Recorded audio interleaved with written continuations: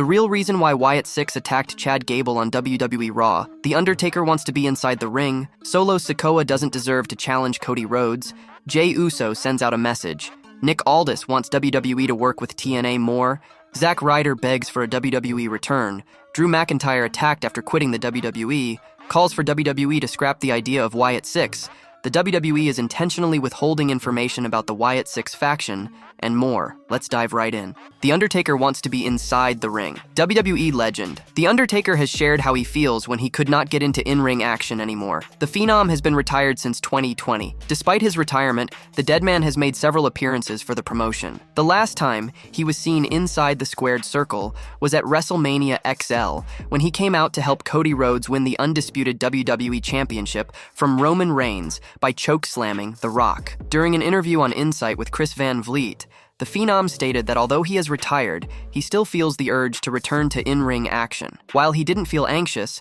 the Hall of Famer couldn't take the feeling of not getting out in the squared circle. I've struggled since I've retired being at live events. I was at the Rumble this year because I had a One Dead Man show in Clearwater. I stayed over and I was at the Rumble, and by the time the first match had gone out, I'd left. Because internally, my mind is saying, you should be getting ready. You should be going out there. I wouldn't say anxiety, but I just get this feeling that I can't take it. I want to be out there so bad. I want to continue to wrestle. Obviously, my body broke down and Father Time is undefeated. During the same interview, The Undertaker cleared the air by confirming that he wouldn't be coming out of retirement. He noted that he wouldn't be able to do what he wanted because his body won't permit it. He detailed that if the company needed something that required his presence, he might not deny it, but he certainly would not come out of retirement for a match. I could do it, but I couldn't do it to the standard that I wanted to do it. But I mean, yeah, there's certain things that I don't feel like I would be able to do. But after I did it, I came back, and I was like, I'm good now. I don't need to do this again. I'm not saying that I wouldn't if they needed something like that again, but I'm not gonna have a match or I'm not coming out of retirement, The Undertaker said. Many fans even want to see The Undertaker in a non-wrestling role in WWE. Solo Sikoa doesn't deserve to challenge Cody Rhodes. Cody Rhodes captured the undisputed WWE Championship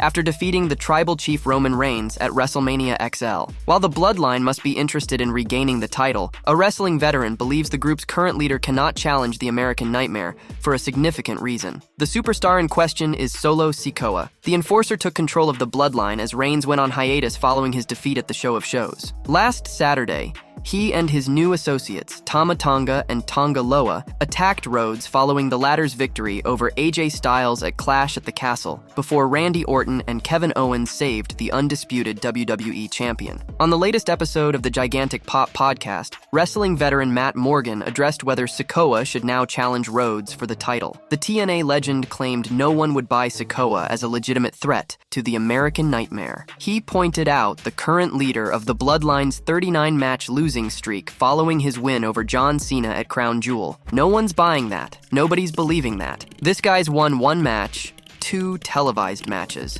since he beat Cena, he said. While addressing the Bloodline's attack on Cody Rhodes at Clash at the Castle on the Wrestling Mat podcast, former WWE host Matt Camp predicted that the American Nightmare would team up with Randy Orton and Kevin Owens to square off against the Bloodline at Money in the Bank. Camp pointed out that there is no reason for the company to book the undisputed WWE champion in another title match for the upcoming premium live event. By getting Cody and Randy close to each other now, I think it's, to me, easy to point to the idea of Cody, Randy, and KO against the Bloodline at Money in the Bank. It's only 3 weeks away. There's no reason to force another Cody title defense. This is not necessary. Save it, he said. Camp claimed that Orton could turn on Rhodes during the 6-man match or destroy him on the following episode of SmackDown. Meanwhile, he stated that he would have no problem with the Viper dethroning the American Nightmare at SummerSlam, only if the 44-year-old brought out his worst, meanest, heelest version. It would be interesting to see if that scenario happens. Should Solo Sikoa challenge Cody Rhodes for the undisputed WWE Championship? Jey Uso sends out a message. On this week's edition of WWE Raw, Jey Uso qualified for the 2024 Men's Money in the Bank ladder match. Following this, he sent a 6-word message on Instagram. Jey was featured in the main event of Raw against Finn Balor and Rey Mysterio in the first qualifying match for the 2024 Men's Money in the Bank ladder match. During the closing stages of the contest, Balor hit the coup de grace on Mysterio, before Jey hit the former Universal Champion with a splash, and pinned him. On Instagram, Jey shared the Money in the Bank 2024 poster featuring himself and sent a message claiming it was his turn to win the briefcase. "My turn. Yeet in the bank," wrote Jey. The Wyatt Sicks debuted on the Red brand shortly after Jey Uso's victory on WWE Raw. Backstage, the former Bloodline member discussed the group's arrival, claiming that he wanted nothing to do with them. He also expressed his love for the late Bray Wyatt and explained how he brought back the Fireflies. "I don't want no smoke with them. I mean, for all I care, they can have the Fireflies back because I want no problem with them. But I'm very happy I did activate the Fireflies in this thing. Shout out to my boy. My boy. Still gonna show love to Bray Wyatt, but his family is here now. That means I gotta go," Uso said. Earlier this year, at Backlash France, Jey Uso unsuccessfully challenged Damian Priest for the WWE World Heavyweight Championship. However, he is still determined to win his first world title and wants to do so by capturing the Money in the Bank briefcase. It remains to be seen which 5 other superstars will join the 38-year-old in this year's Men's Money in the Bank ladder match. Nick Aldis wants WWE to work with TNA more. The ongoing collaboration between WWE and TNA has been a major focus in the wrestling world for months, and the momentum shows no signs of slowing down, most recently with Joe Hendry's highly anticipated appearance coming to fruition on NXT. The current general manager of SmackDown, Nick Aldis, has a rich history with TNA wrestling. Throughout his time with the promotion, Aldis has captured multiple championships and become a mainstay with the company. In recent interview with the Gorilla Position podcast, Nick Aldis expressed optimism about the TNA and WWE partnership. He praised TNA star Jordynne Grace's performance, crediting her as a key driver behind the collaboration and hoping for more to come amidst this partnership. Nick also highlighted TNA's rich history, noting his entry into the promotion during its peak in 2009. He emphasized the benefits of WWE incorporating TNA's history, particularly for stars like AJ Styles and LA Knight. Furthermore, Nick Aldis believed that fans crave the full story of a wrestler's career in the digital age, and recognizing past achievements can enhance storytelling and represent a significant shift for WWE. "I feel good about it. I don't know much about it, truthfully, so I can't speak too much to it. I thought Jordynne Grace put in a tremendous performance. She's probably a lot of the driving force behind the whole relationship, because once you have a talent like that, a promoter, which Hunter and Sean are, they are looking at it like, I don't care how we have to get it done, I want that person on my TV show." A lot of times, that's the genesis of a lot of working relationships. I certainly hope that there can be more between WWE and TNA. TNA has a rich history. I came into TNA arguably at the peak in '09. We were doing a couple million views on Spike TV and were in hundreds of countries around the world and had a world-class roster, which I think gets overlooked. The quality of that roster, I was very fortunate to be around that talent and learn from them through osmosis. I think it would be beneficial for WWE to be able to harness some of that history, particularly when you look at AJ Styles, Drew, LA Knight, to cover that part of a character's history. What we're looking at now, and as we've moved into the digital age, people want the full story. The idea of everything you did before here doesn't exist, has faded away, because people say, it's more fun to know about other things, and planting seeds. The ability to dive into that and enhance stories would be beneficial and a major shift in WWE going forward. With Nick Aldis's rich history with TNA, it would be interesting to witness his crossover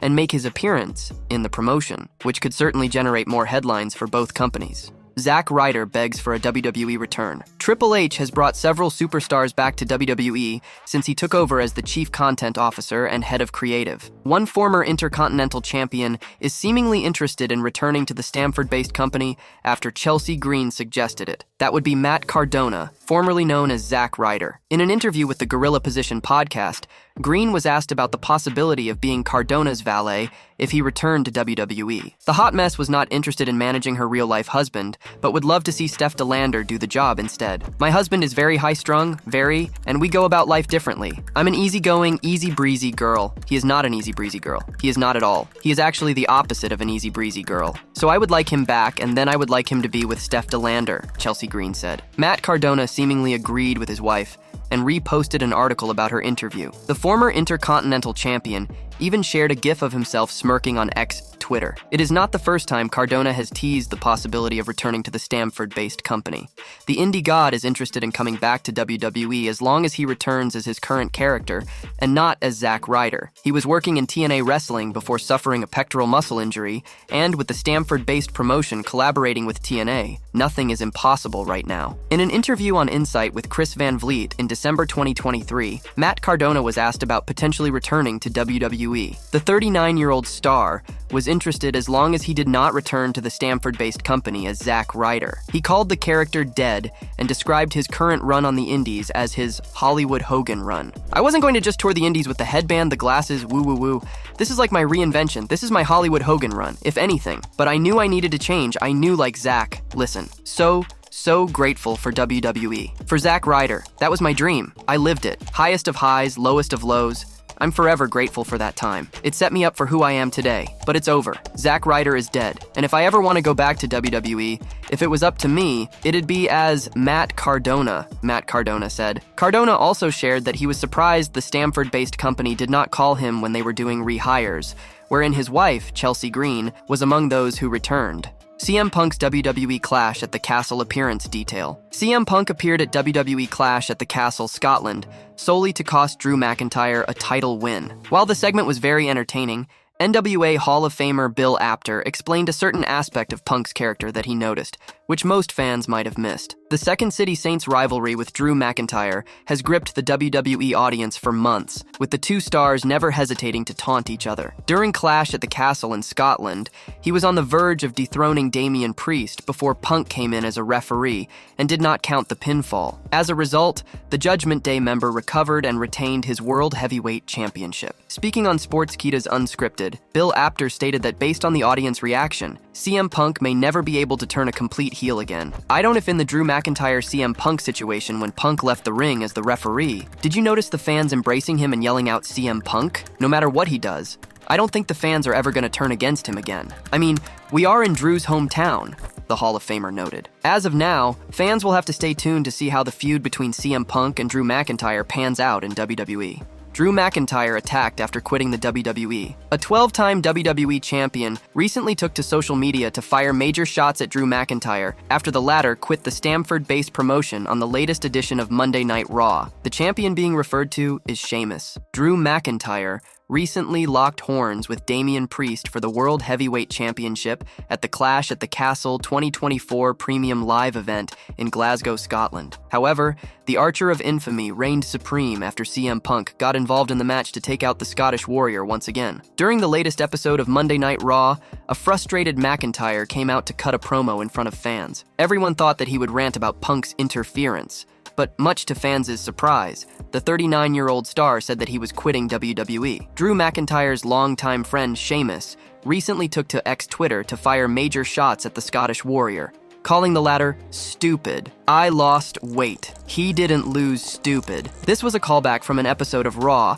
where Sheamus and Drew McIntyre cut a promo in which the Scottish Warrior made fun of the Celtic Warrior's weight gain, and the latter called the former World Heavyweight Champion stupid for his obsession with CM Punk. During an edition of the Gigantic Pop podcast, former WWE superstar Matt Morgan said that no one believed Drew McIntyre when he quit the Stamford-based promotion on the latest episode of Raw. Morgan also mentioned that if WWE wanted to make it seem legitimate, then McIntyre should make an appearance in TNA Wrestling. That would be cool to sell him quitting, because nobody in America bought him quitting last night. As soon as you see the GM from Raw come out there and try to talk to him, you know it's obviously a work. We all know it's a work. He just re-signed, right? So, that would be a great way to sell it, having him popping up on TNA. That would be cool, yeah. I like that, Matt Morgan said. It will be interesting to see what the Stamford-based promotion has planned for Drew McIntyre's future, following the events that transpired on the latest episode of Raw. Calls for WWE to scrap the idea of Wyatt Sicks. While Wyatt Sicks' debut on WWE Raw captured many fans' attention, a veteran thinks the booking has made the group seem unrelated to pro wrestling. Furthermore, he also called for the entire story to be scrapped. On the latest Raw episode, Uncle Howdy appeared alongside 4 other stars, marking the official debut of the Wyatt Sicks faction. The entrance was certainly eye-catching, with several WWE superstars lying lifeless after the group assaulted them. However, veteran journalist Bill Apter was not pleased with the segment. Speaking on Sportskeeda's Unscripted, Bill Apter explained the reasons for his comments. "I felt that if this was a tribute to Bray Wyatt with his brother coming out with the lantern and all that, that was nice, but it became more than his tribute. So I am going to echo the words of Hector Guerrero, where I am gonna say, leave it alone. We don't need the sequel. The sequels are usually never as good as the original, and I want to remember the whole Bray Wyatt shtick the way it was, not the new chapter without him," Apter noted. As of now, it remains to be seen how WWE will handle the faction in the future, while retaining the supernatural elements on TV. The WWE is intentionally withholding information about Wyatt Sicks faction. According to Fightful Select, the Wyatt Sicks group has not yet been officially named on WWE TV, social media, or the website, nor have the members, aside from Uncle Howdy, been identified. This omission is intentional and part of WWE's strategy for the group. The Wyatt Sicks even received standing ovation after this week's episode of Monday Night Raw. We will have to wait and see whether pure carnage will ensue now that the faction has made its debut. The real reason why Wyatt Sicks attacked Chad Gable on WWE Raw. Interestingly enough, WWE had actually foreshadowed Gable being targeted as well. There were indications suggesting he had been repeatedly warned through recent QR codes. The teasers hinted that Gable would be targeted due to changes in his behavior, and his failure to rectify these actions appears to have led to the attack. Things just haven't been going well for Chad Gable since the Alpha Academy also separated from him earlier in the show. Regardless, we'll have to see whether Gable will end up taking some time off after such a vicious attack. Do you feel Chad Gable will be absent from WWE television after this attack?